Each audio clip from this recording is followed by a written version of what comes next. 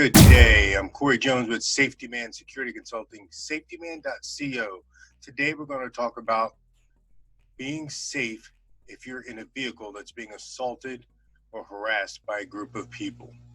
The first thing you want to do, obviously, is avoid the area. Read the signs, look at traffic, listen to the radio, follow the news, and just pay attention. If you see a large group of people congregating in an area for no apparent reason, or they're holding signs, regardless of what those signs say, this is not a partisan message. This is a message to keep you safe, regardless of what's going on. If there's a lot of young people or old people or anybody congregated in an area that you need to go through, use your GPS, find a different way to get out of that affected area. Like we always say, get off the X. We don't want to be where trouble is, okay? The other thing is we want to definitely make sure that we vary our routes to wherever we're going. We always want to have a second or a third way to get to where we're going. Don't always be locked in that when you go to work, you take I-95, 676, Vine Street Expressway, Market Street, make a right, and that's your only way to and from work. Because if that's blocked for any reason, whether it be an insurrection or riot, protesters, natural disaster, snowstorm, the president happens to be in town, some other event, you want to know a couple other ways to get to and from work, to and from a hospital, to and from a relative that you may have to go render aid to or rescue or get to a hospital if the first responder and 911 system is overwhelmed, right?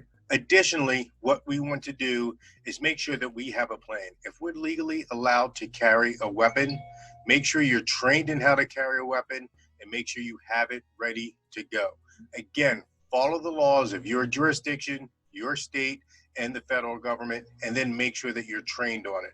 And of course, Safety Man Security Consulting, I train people in how to use tasers, which are legal in the state of New Jersey and Pennsylvania. This taser is legal. This taser is automatically connected to 911. So if you hit this taser, it'll automatically dial 911 for you and send police to the GPS location of your phone, so you don't even have to fumble around with your phone under stress trying to figure out how to dial 911. We all know how stressful that is. So this taser will do that for you.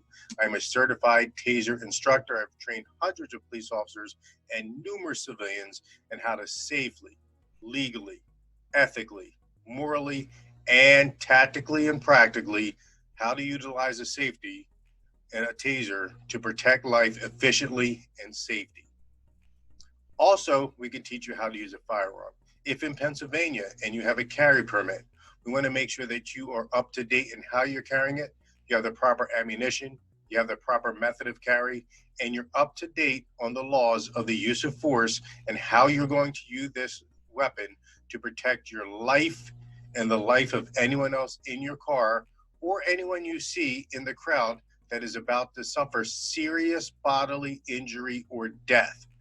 A taser or firearm cannot be used to protect property, only life.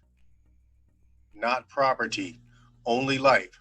Okay, so we see all these videos out there where people are being pulled out of their cars are being assaulted. There was just one just the other day in Philadelphia where the window was smashed. There was a dog in the back seat. The dog was getting scared. He was barking. The windows were getting smashed in the car, and the people were kind of just sitting there. They didn't know whether to go forward, to go backwards, or whatever.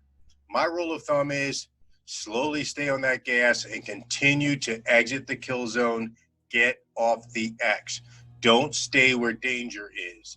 I understand you're going to have to put your life in front of somebody else's life. I'm not telling you to accelerate and murder people. I'm telling you to push your way through before the crowd gets so big that they can overpower your vehicle. When the crowd is small enough, you have to exit the zone.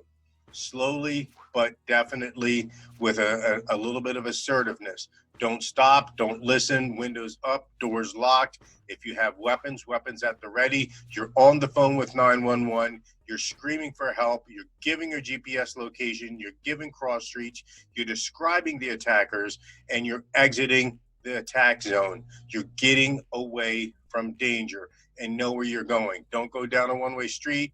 Don't get blocked into a parking lot. And whatever you do, do not get out of your car. Don't roll your window down to listen to what they're saying. Don't do anything. There's also a school of thought that if they want you just to raise your hand in a show of solidarity, to say Black Lives Matter, or to say some other mantra that they want you to say to feign agreement, I would tell you, if it was my life on the line and my family's life on the line and my puppy's life on the line, I'll say whatever you need me to say to save those lives. My pride is not so big that I can't say that to escape the situation with my life and the life of that of my family. Okay, so let's review. We want to avoid these types of situations. We want to pay attention to the news, find out what's going on when and where, determine what kind of car we have, if we can lock the windows remotely, if as soon as we go 5 miles an hour, the doors lock. Every time we stop and put her in park, the doors unlock. We need to know that. We may be able to get into that computer system and make sure that those doors don't unlock unless we unlock them.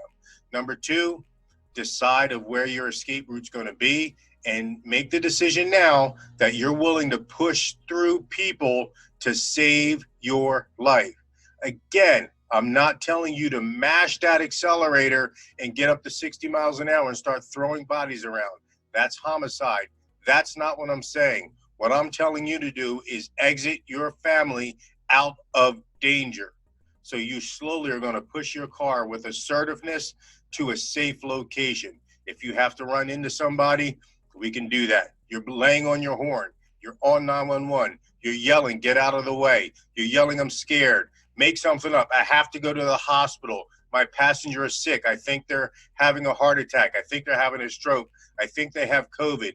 Make everything you can to make these people say, okay, well, let this one go. And then if you have access to weapons that you're trained in, like a taser, which I sell and I train people in, or if you want to go one step further and use further, I was right the first time, and get a handgun that you learn how to use safely.